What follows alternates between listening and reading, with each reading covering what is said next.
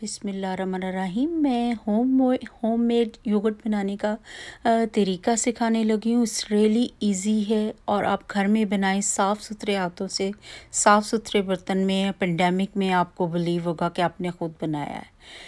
आप यकीन करें, बहुत इजी रेसिपी है। आप दूध को बॉईल करें 210 डिग्री पे। जब दूध पूरा बॉईल हो जाए तो आप उसका टेम्परेचर चेक करें। अगर 210 है तो आपका जो दूध है वो पूरा बॉईल हो गया है।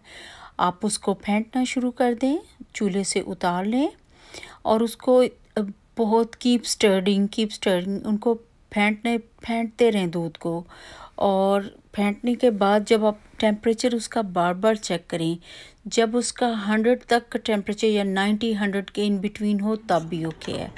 तो आप उसको देखें, टेम्परेचर चेक करें। अगर इतना है तो फिर आप, अभी तो बहुत गर्म है, अभी 178 अभी टेम्परेचर स्टिल। आप फिर इसको फेंटते रहें और अच्छी तरह से फेंटें ताकि दूध जितना हमें चाहिए। आप अपनी फिंगर भी यूज़ कर सकती हैं। अगर आपको थोड़ा सा हॉट लगे या वार्म से थोड़ा ज़्यादा गर्म हो तो ये आप ऊपर ढाँप के जाली वाला बर्तन कुछ भी आप ऊपर रख के दें ताकि इजीली वो ठंडा हो जाएगा। इस तरह करके मैंने ऐसे ही आधा घंटा रखा है।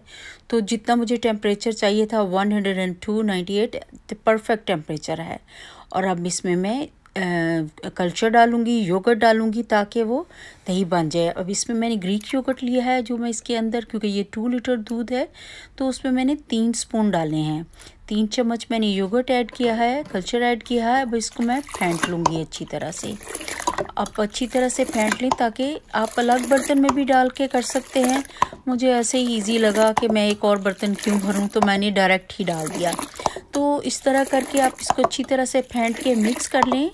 जब अच्छी तरह से इस तरह मिक्स हो जाए तो आप किसी भी एयर टाइट बर्तन में डाल के उसको बनाएं। तो मेरे पास ये एयर टाइट बर्तन है जिसमें मैं डालने लगी हूँ। इसके अंदर पूरा मैं जो 2 लीटर का दूध है कल्चर समेत तो मैं इस फेंटा हुआ था वो मैंने इसमें डाल दिया है।